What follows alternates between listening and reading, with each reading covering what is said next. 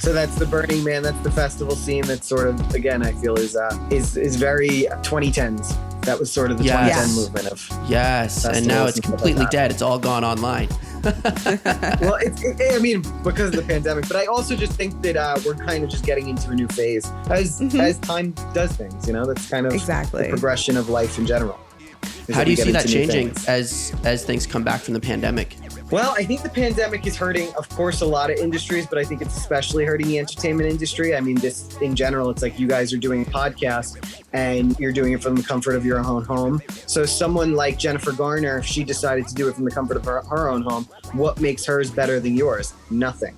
It's like if you can capture the audience better than Jennifer Garner, then you are the winner as far as entertainment is concerned. Whereas with Jennifer Garner, it's like she might have the name to help her, but production value and all that doesn't matter anymore.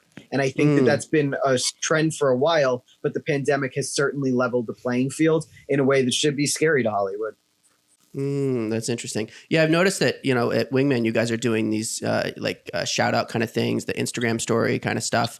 It seems like, you know, that's something that's been kind of like percolating behind the scenes and has becoming more and more integrated into the way that people are promoting their stuff these days. But the pandemic has really forced that to the forefront where it's like, you have all these tools at your disposal. If you're not taking advantage of them, you're going to be left behind. And there is no more barrier to entry in the way that there used to be. I think that's 100% correct. I think that as of right now, we're living in a day and age of creating your own content is unless you're part of a Marvel movie or something for Disney or something like that. It's like you can make a movie right now, the two of you for Netflix, and it could be just as successful as anything else that comes to Netflix that doesn't have Tom Cruise attached. You know what I mean? And I think that as of right now with your podcast, you have every chance and opportunity to go get your own advertisers. And you could say, oh, we're being advertised by Mario Soap, and Mario Soap will pay you the same thing that will keep your brand alive the same way that Johnson & Johnson is paying for The View.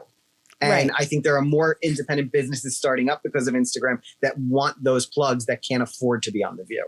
So, I mean, I like to believe that there's enough out there for everybody that we can all sort of survive and thrive.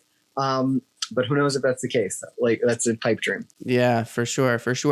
What do you guys, what's your approach to finding, sponsors and people to help support the magazine? How do you guys look at that? So in general, one thing about us at Wingman is we're very into small business because of the fact that small business has been hurting for a long time. And we like supporting those kinds of brands. And I think the pandemic is really showing that. It's like not everybody can be ordering from Amazon and stuff like that, because then there's no growth for anybody else. So we do try and seek out smaller brands that work with our brand, that are something that our readers and the audience that we want is going to be attracted to. As of right now, we just partnered up with a company called Dapper Classics for a stocking stuffer award. So all the Christmas movies that you see, we're doing a stocking stuffer award for, you know, Goldie Hawn from Christmas Chronicles or whatever it is. And they're a sock company. So we try and find ways to tie in the brand that makes sense rather than just like promoting a brand that doesn't work with our brand. Right. That makes sense. Wow. That's really interesting. We work with companies like Travis Matthew, which is like a fashion company for golf and stuff like that. It's like things that tie into our brand. For you guys, I mean, I know that you guys talk about sex a lot and stuff like that, right? Yeah. So getting even like a... I don't know if that's true. No. I clearly never talk about sex all the time.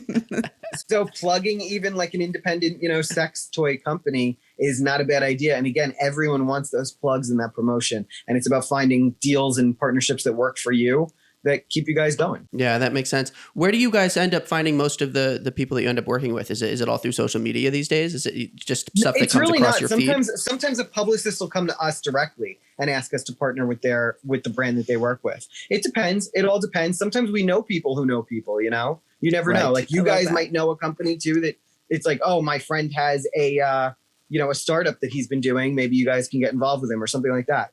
I think that you can find it all different ways. And I think that, again, everyone's trying to make their own business run.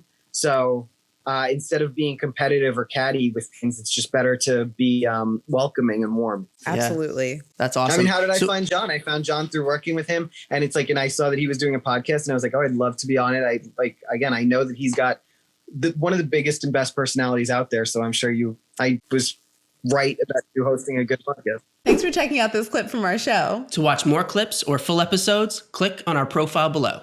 If you want to stay up to date on all of our new episodes and videos, click subscribe. And if you have any ideas for future guests or topics that you would like to see us cover on the show, leave us a message in the comments or connect with us on any of our social media channels at Funtime Program. Or on our website at funtimeprogram.com. We'll see you in the next one. Bye-bye.